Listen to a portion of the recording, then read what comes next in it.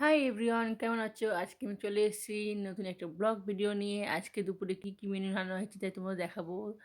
দেখতেই পাচ্ছ মোরলা মাছ নিয়ে এসছে। এই মোরলা মাছের কিছুটা টক করব, কিছুটা ঝাল করব। তা আমি কিছুটা টক করেছি, এই যে দেখো, দেখতেই পাচ্ছ।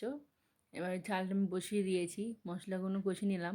আমি একেবারেই করব পেঁয়াজ, কালো জিরে, টমেটো দিয়ে ভালো করে কষিয়ে নিয়ে আমি মাছটাকে দিয়ে একেবারে একটু নাড়াচাড়া করে এদিক ওদিকে এপিট ওপিট করে নেবো। করে নিয়ে আস্তে আস্তে মাছ ভাঙবো না, গোটা গোটা থাকবে।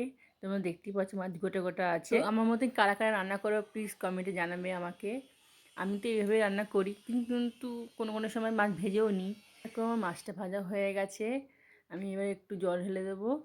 জল দিয়ে এটাকে একটু কমিয়ে থালা দিয়ে ঢেকে রাখবো। দেখতে পাচ্ছ আমার মাছ রেডি।